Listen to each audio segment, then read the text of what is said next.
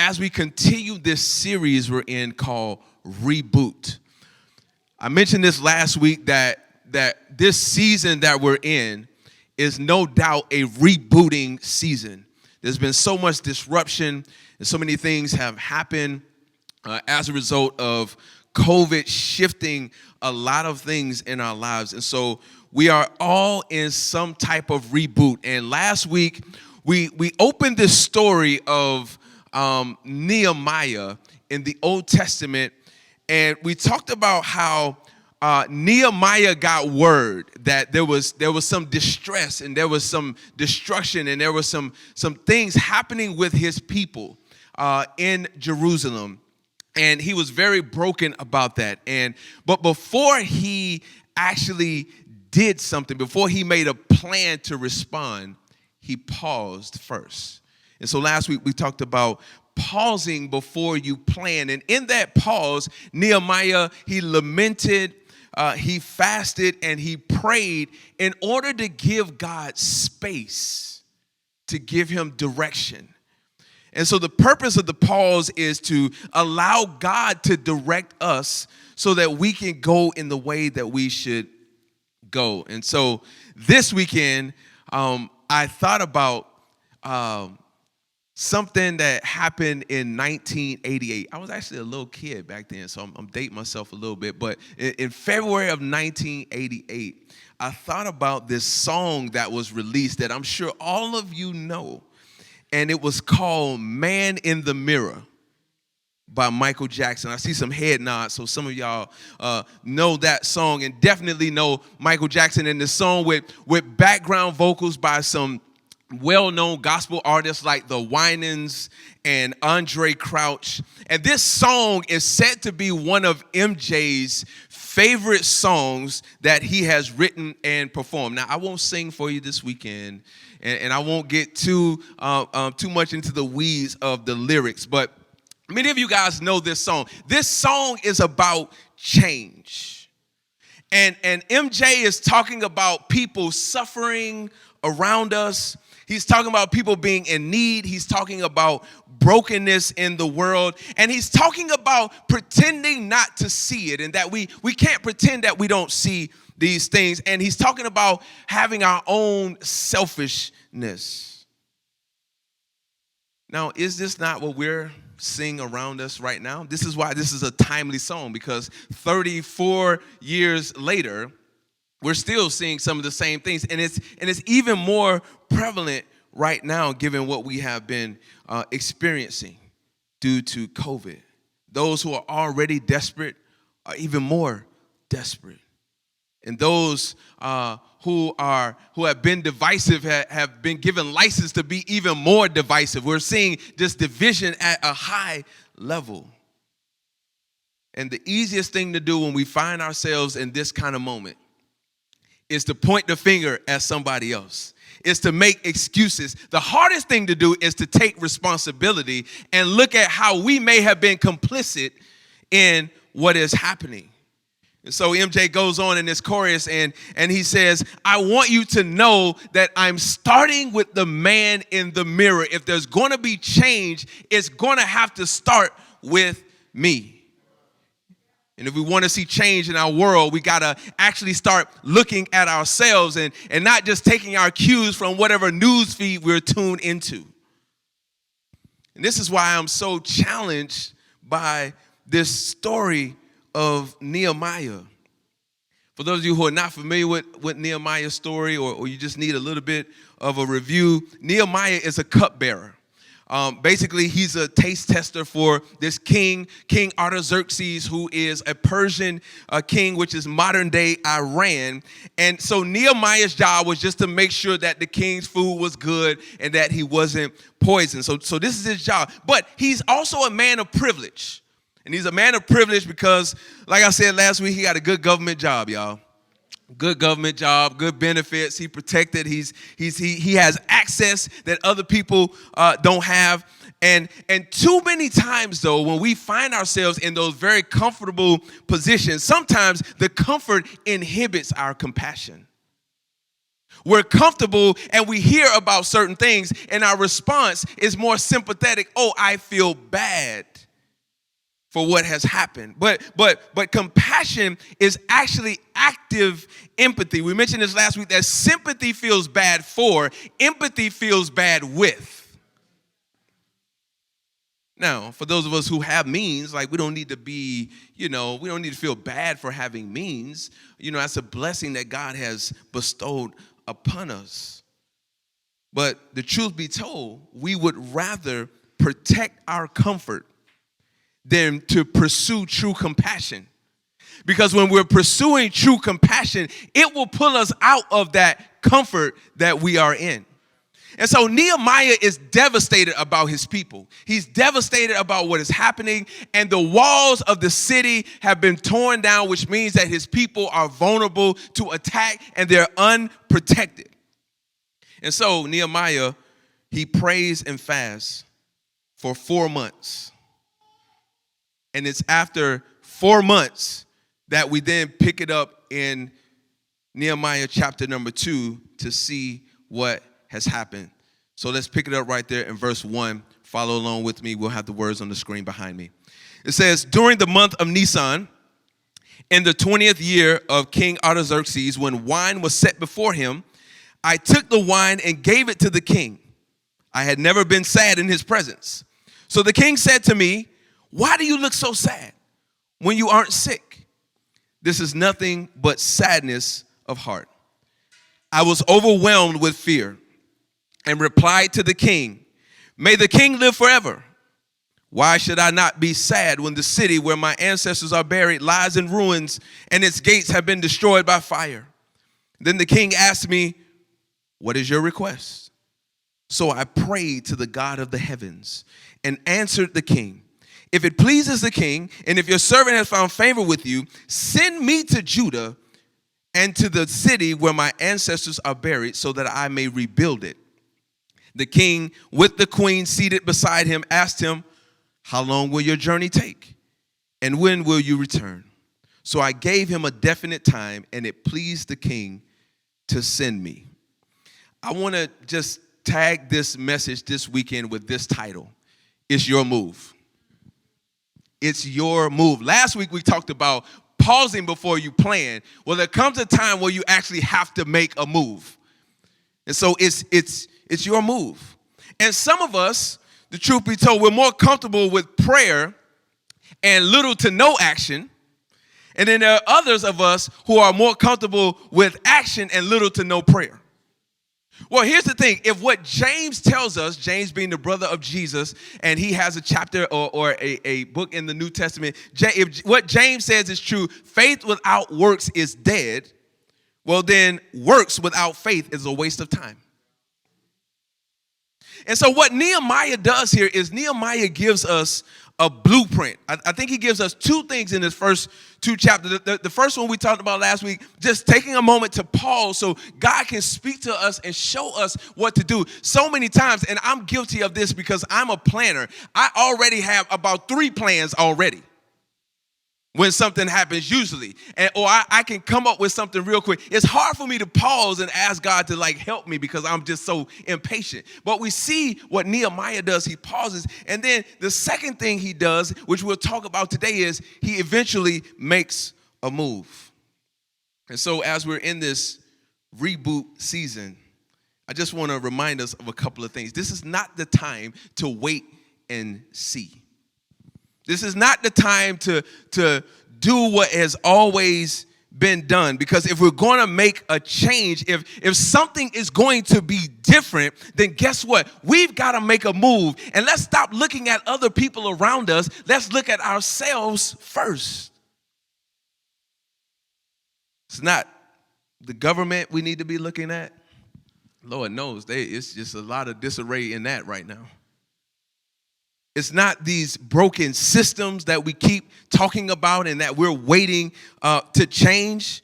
And hopefully they will change, but it's going to take us getting involved. Let's just put the finger on ourselves. Let's just point at ourselves and say, it's on me. Matter of fact, I just want us to do this right. Just say, it's on me.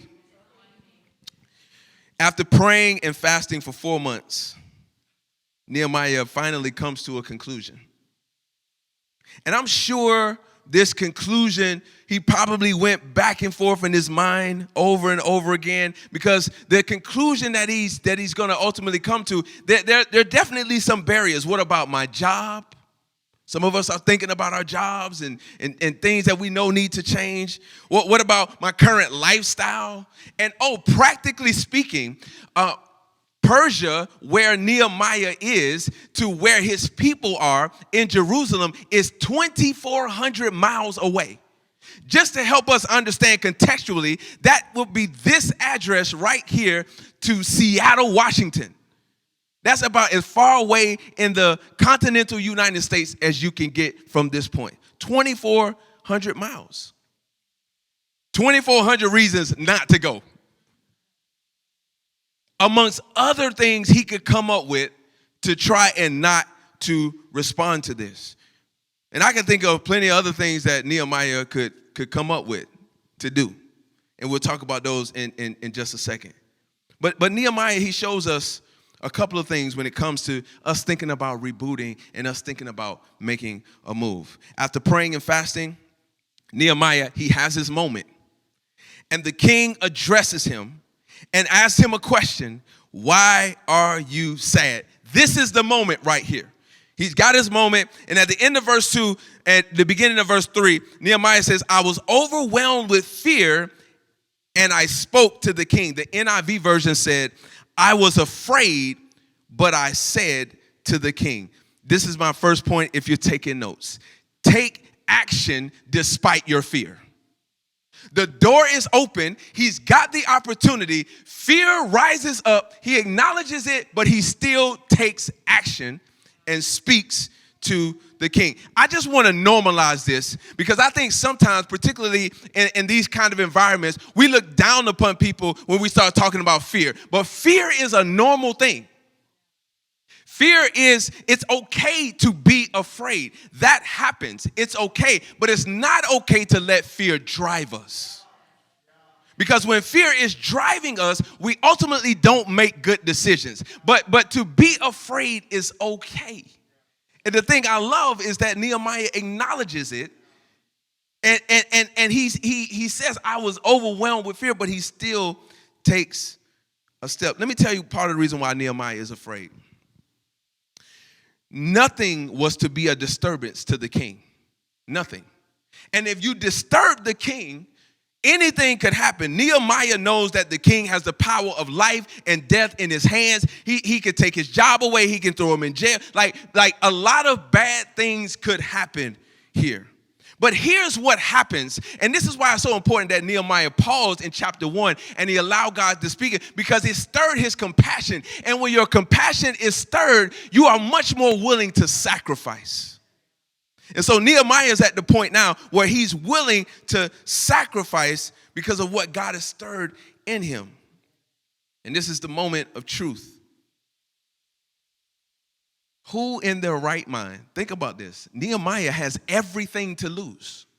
Who in their right mind would sacrifice what Nehemiah is about to sacrifice, especially since he's 2,400 miles away? Who in their right mind would leave what they know to go to what they don't know with no experience? Who would do that? And the reason why this story is so personal to me, because I feel like this is my story right now in this season. Who in their right mind would leave the position that I was in, very comfortable situation with great influence and great opportunity, to go to a city I don't know anyone? I've never done any of these things before. I don't have any experience launching a nonprofit, leading a nonprofit, launching a church, leading a church like on this scale in this way. Who would do that? I remember asking my friend Justin, hey, will you just ride with me to Baltimore? Let me just ride and just take some things in and just let me pray and let me process. And I remember on the way home, I turned to Justin and I said, man, this is stupid. Who in their right mind would do this? And Justin, being the great friend that he is, said, bro, I can't help you. Who would do this? Nehemiah has no experience. I have no experience doing what I'm doing. But literally, it's about moving despite your fear and taking steps. So the king says to Nehemiah, he says, well, what do you want? And I love this because Nehemiah gives one of the most ridiculous responses you can give. Nehemiah says, send me. He's 2,400 miles away. He says, send me. And the reason why this is so crazy is because we don't have any, we have no proof here that Nehemiah has any experience in this. It doesn't say he has a general contractor's license. It doesn't say he has an urban planning degree. But he's going to go and rebuild a wall of a city. It's a ridiculous response. But this is what faith over fear looks like. This is how, this is why people like, and I love this story. I told it to young people so many times. Bethany Hamilton, she's a champion surfer, and she was attacked by a shark when she was a teenager, bit her arm off. And the last thing you think a person would want to do is get back in the water. But not only did she get back in the water, but she returned to her championship form with just one arm. And listen, I don't surf. A lot of black people I know don't surf, but this is what I know about surfing. You kind of need both hands to balance yourself.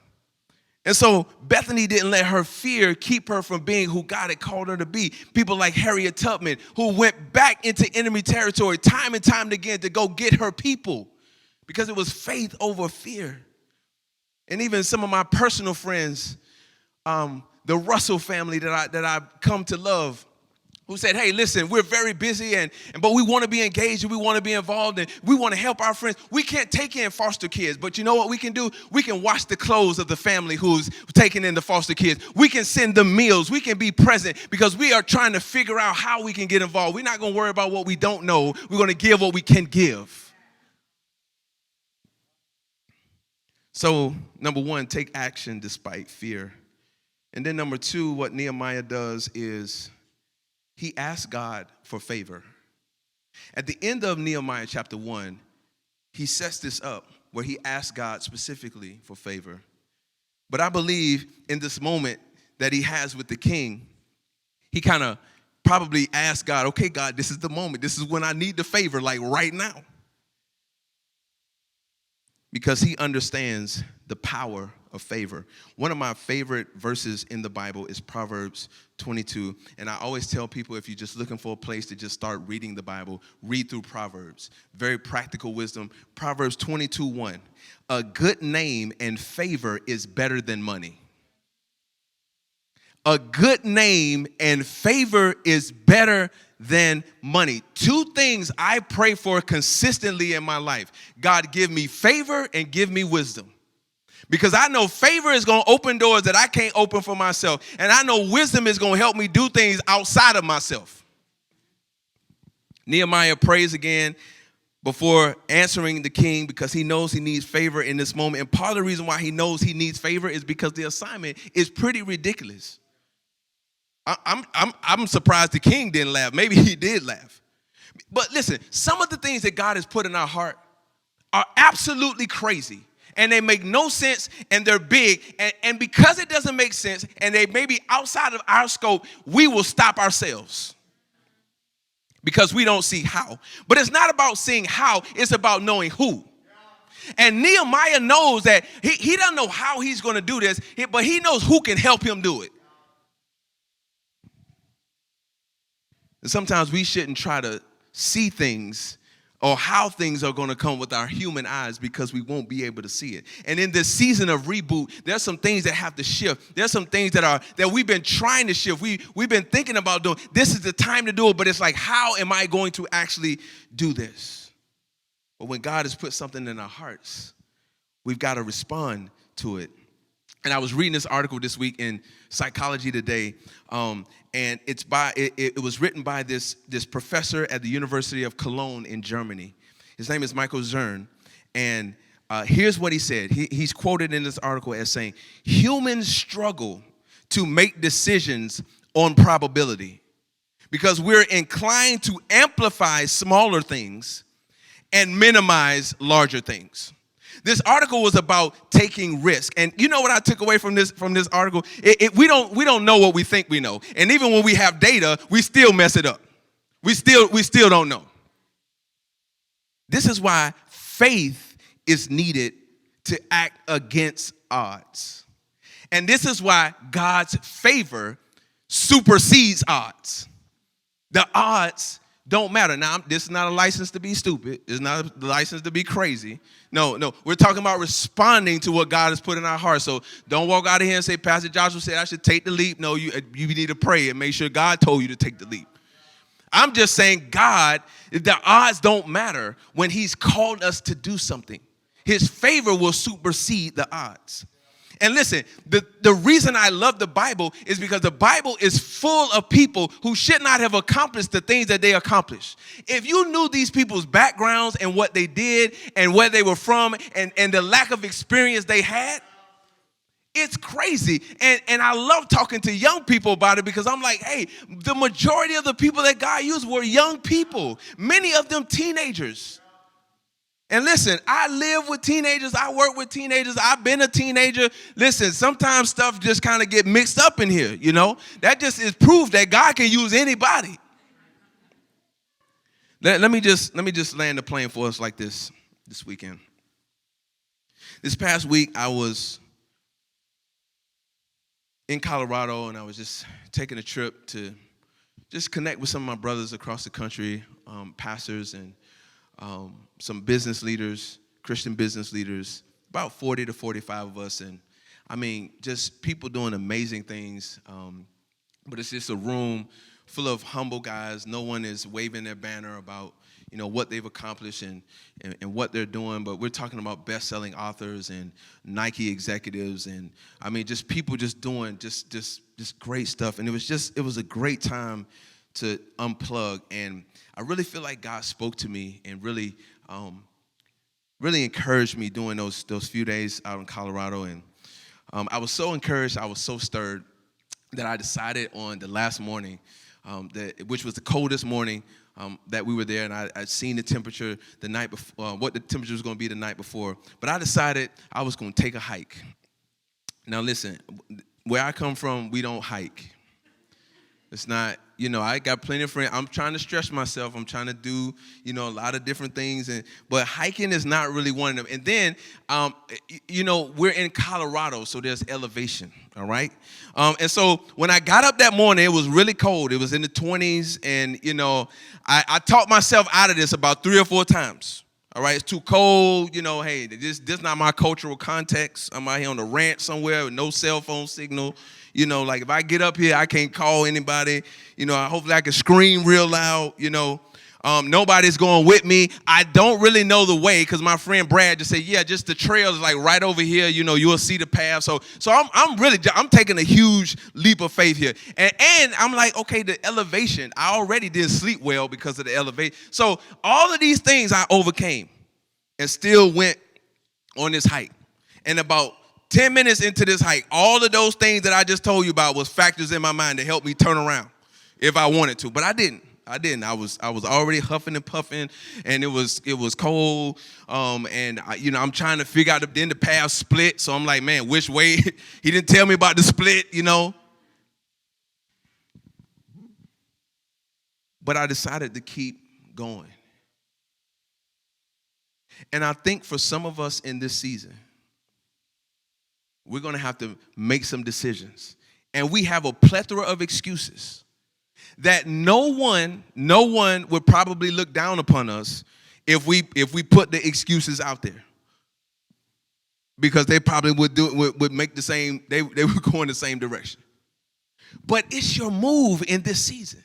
I don't know, like sometimes a message like this is specifically for one person. So if you're the one person, I'm talking to you today. It is your move. It's your time to move. You prayed about it. You processed about it. You've been circling long enough. It's time to make a move. And here's the thing. Here's the thing. The things that we are afraid of are the things that will help us grow the most. If we will step in, it's part of the growth process. And if things are going to change and if there's going to be a reboot, then we've got to make this move. And so the question is this: are you available? Actually, two questions. Are you available? And are you willing to obey? Because here's the thing. God didn't call people who had skills. He called people who were available and people who obeyed. Now, I know obedience is a bad word. Listen, when I'm doing marriages, y'all, I have to pause right there. When I'm doing talk about obedience, because that's a bad word. That's not obeying and submitting. We don't like that. So I'm gonna just keep moving on that. I'll come back to that in another message. But that's part of the question. Are we available and are we willing to obey? And let me just share this last thing that my friend Dave Gibbons shared with all of us out in Colorado this week. He said, the landscape has been rocked so that we can be creative. The landscape around us, the world that we know, the normality that we were used to engage, all of that has been rocked because it's time to disrupt some things in our lives and be creative and do some different things. That's all creativity is, doing something different and doing what God has called us to do. So, are we willing to act despite our fear? And will we ask God for favor? Because we can never do it on our own.